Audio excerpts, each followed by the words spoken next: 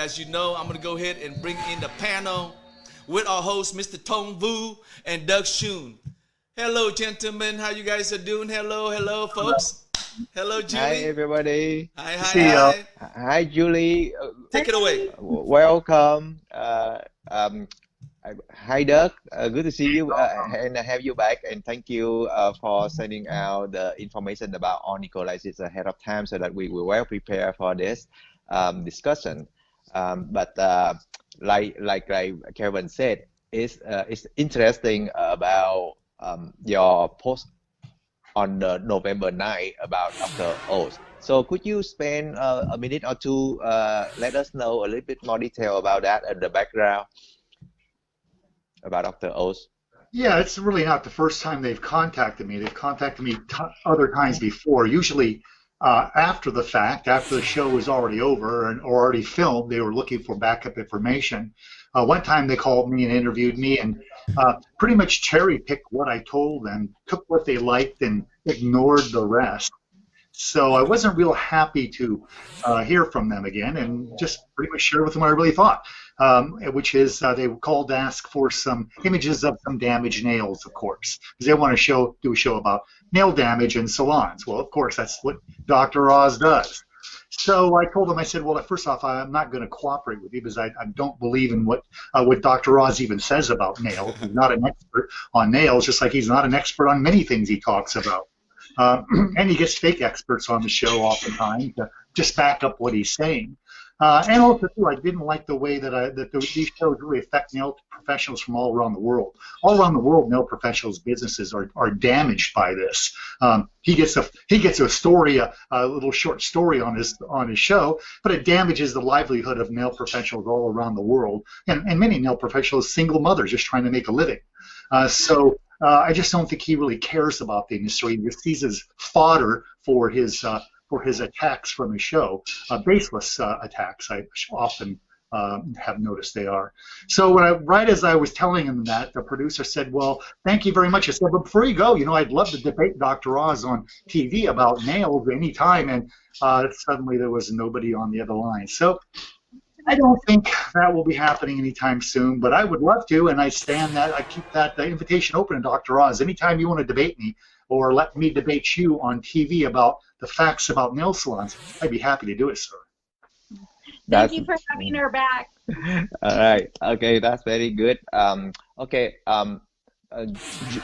This I just like to share with the viewer like a little bit about news information and how people use the same news, the same information, and push forward to move to bend the viewers' acknowledgement about the same topic.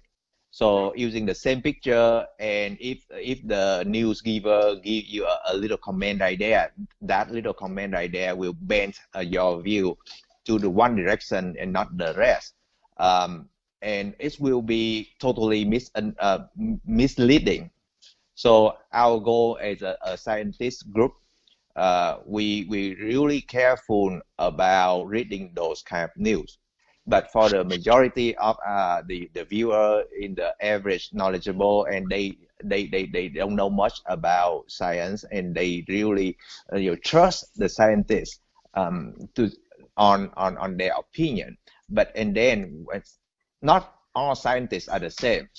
Some of them use the same piece of data and make one kind of conclusion. Another use the same set of data and make the opposite conclusion easily. It's very easily happen like that. So in this case, like Doug shared, Dr. Oz may have some purpose.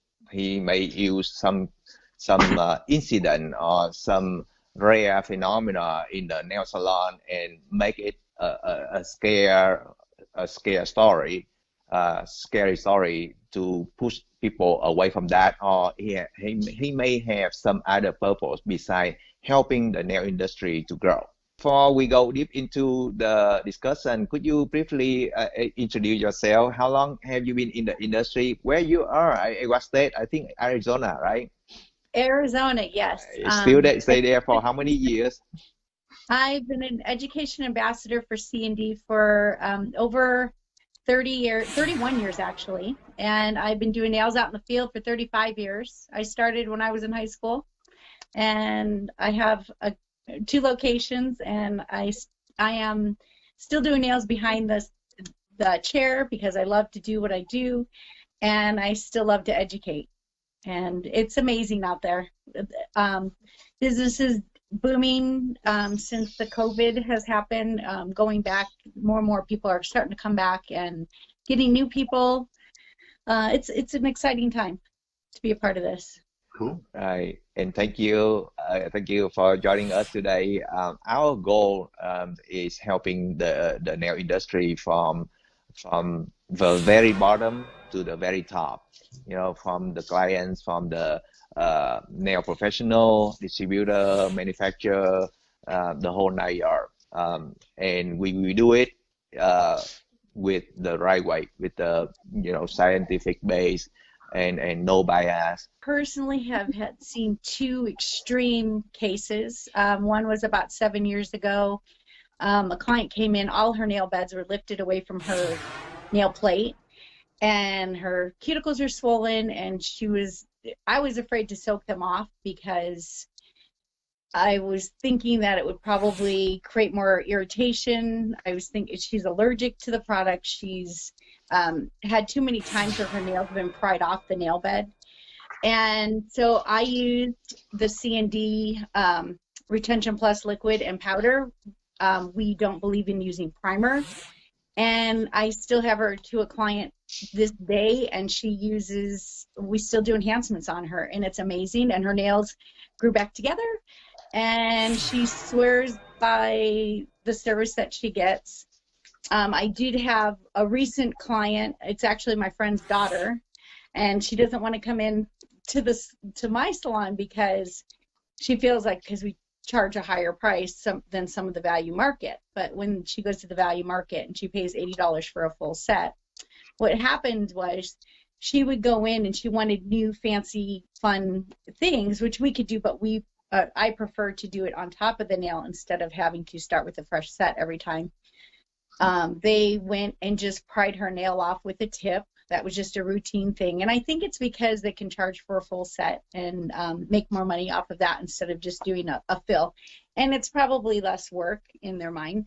But her nails, she called me up, and her nails started with blisters around the cuticle, and they were painful underneath the nail bed, and she was really scared, getting freaked out about it. So she came in, and I went and I left them on, and I filed them down short because I did not want to soak them off. Well, she ends up peeling them off, which is doing the same thing that prying them off with a tip and getting them redone. But she ended up getting them done somewhere else again because she wanted nails on, and her nails got blisters again. She called me up the next day that she got them done, and she's like, oh my gosh, she's like, she's got blisters, and I sent some pictures, and I don't know if you have the pictures or not, but she actually had a blister under each pad of her finger, and they were painful, and so I just, again, filed them down really short and told her to take some Benadryl, see a doctor. Julie, that's very good.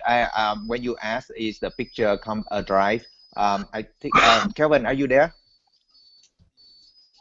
Yes, I am, sir. Oh, could you show the picture that Julie sent to you? Did you receive it? You know what? I did receive it, but if you can, give me a minute to to set. Actually, yeah, give me a minute to set up. Show the ahead. 2 pictures that I sent then. Oh, okay. Yeah, you mean the one that's on the post? You mean the one that you post? Yeah. Okay, it's So on right now. Julie, Sir. right now while he doing that, we don't have your picture yet, but from the picture, the audience, the viewer can see and kind of imagine what we are talking about. Yeah. They can see the picture, okay? And honestly, you don't think, like, because a lot of my clients I've had for 30 years. And with her nails, it's actually as a nail tech, it was kind of scary. I'm like, oh my gosh, to experience the drastic that she had going on in her nails. So she's fine now. I told her just don't put nails on anymore. I would stay away from anything for a while until her nails really heal. But they were separating as well. They weren't as separated as much as my other clients, but it was kind of a scary time. And she's freaked out about her nail experience. But I don't think, I think when people keep prying those tips off, using the tips to pry the nails off, it just, even peeling nails off, a client themselves, if they continually do that, peel the product off or peel even a gel polish, you can still get that same scenario where onycholysis can happen. So.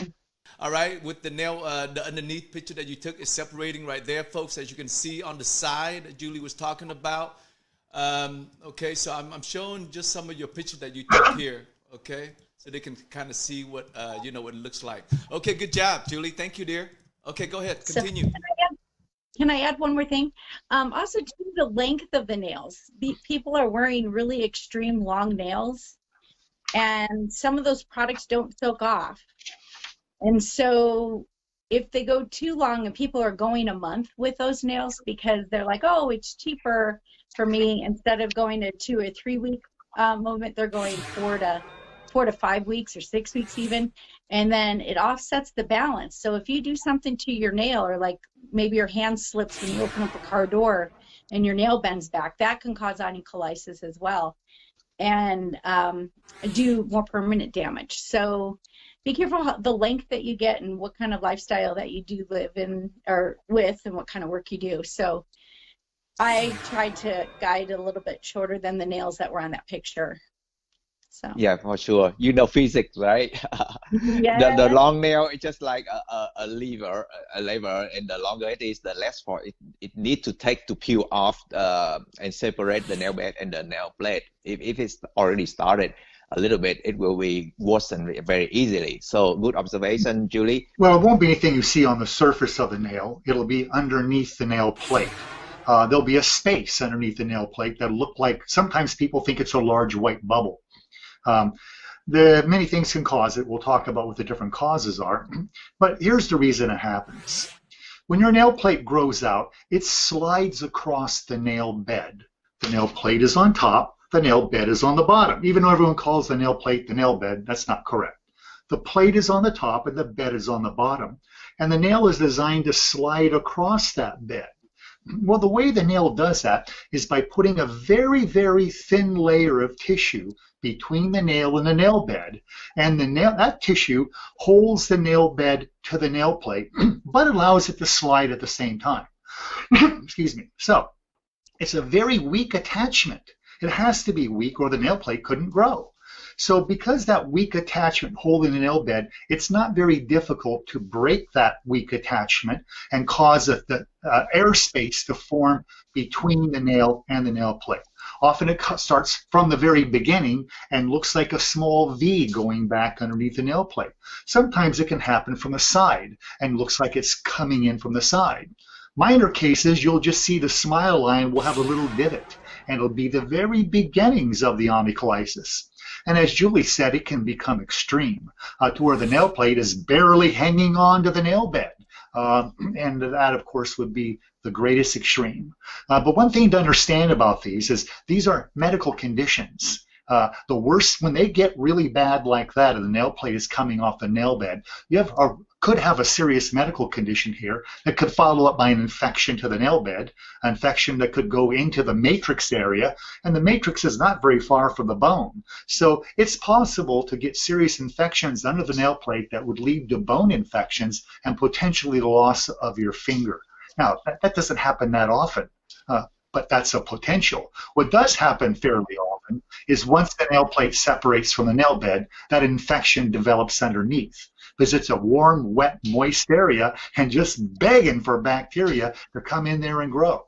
And again, we'll talk about how to prevent that when we get further into the presentation. Is onycholysis just happen when they wearing nail, or it can be happen even before wearing nail product on?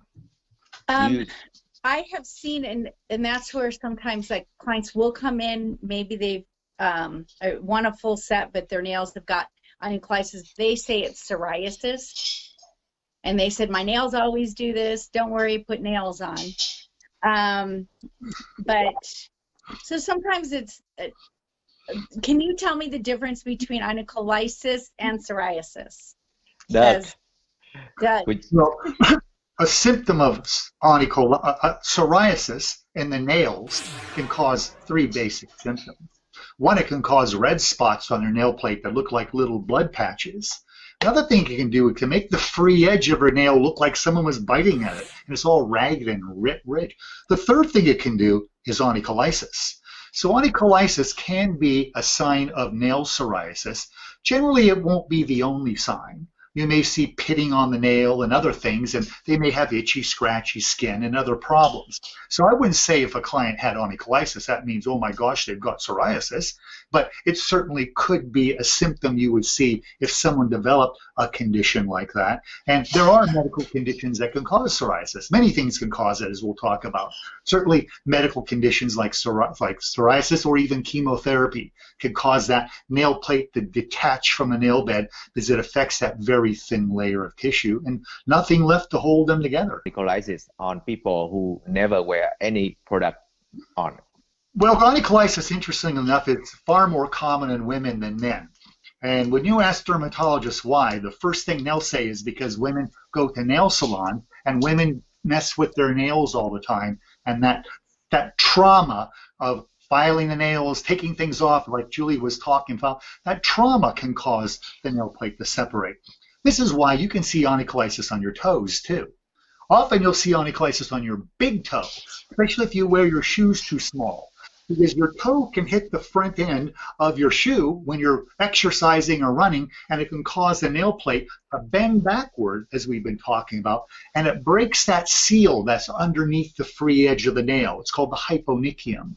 That seal gets broken, and once that seal gets broken, it creates almost like a zipper effect. It's very easy for the nail to start being pried back more easily, because that seal underneath the nail plate, the hyponychium, is your first line of defense against pathogens and against onycholysis.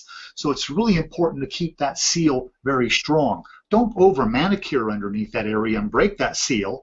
Be careful not to file too aggressively. That can break that seal also. I think you know a lot about what a normal condition that people don't wear anything, not going to any nail salon, whatsoever, can still have onycholysis, right? Well, so let's emphasize on that before we go deep into the salon. Sure. If you hit your thumb with a hammer, you could get onycholysis. If you catch your long fingernail on a tabletop and bend it back, you can get onycholysis. If you manicure too much underneath the nail without even wearing anything on top, just too much cleaning and picking, you can give yourself onycholysis. Buffing your nails too much can cause onycholysis. Some conditions, medical conditions, can cause onycholysis as well, such as thyroidism, cancer, people going through chemotherapy. So there are different kinds of medical conditions that can do it as well. So there are ways we'll talk about in a salon this can happen and how to avoid it. Okay. But even if you don't go to a salon, you can have this condition. But in comparison to everyone who gets it, it's more likely that you're going to get it if you're doing something traumatic to your nails or something physically damaging to your nails. That's the top way of all ways that I've seen and observed and read about for causing onycholysis is physical trauma or damage to the nail bed. This is what I learned today. Very interesting. I mean, like I told you in the intro, I know about onycholysis, but there's so many factors that can cause onycholysis. Like they were saying, maybe soaking your fingernail tip in the disinfectant for too long could cause it. So now I'm very cautious about, like different things, okay? So keep that in mind, okay? It's just not from filing nails, all right, folks? Okay? And then let me see what else I learned. That once you have the onycholysis, folks, there's actually no cure for it, except naturally it will cure itself. However, you have to, again, be cautious on how you are managing and taking care of that condition, okay? Unless it's internal, health condition, okay? That's a whole different thing. If that's the case, folks, then I learned that I am not an expert. I am not a doctor. So send them to one, okay? Makes it easy, folks. Like Doug said, if you're going to have to be cutting, and Julie, I know what you're talking about. With the we all done it, okay? Cuticle, that's the only nipple that can go deep inside and cut it. We do that at the salon, folks, because our customer asks us. And Doug, you scared the hell out of me today by saying that if I listen to my client, they happy when for 2 weeks, but if something happened, they're gonna sue my ass. Okay, you got my attention, my brother. That's what I also learned. Okay, like always, thank you, fellas. Awesome job, Tom. Awesome job leading. Julie, I love you. Thank you for coming. Thank you very much, Looking forward to seeing you Julie. again. Okay. Thank you, Doug. All right, guys. Peace out.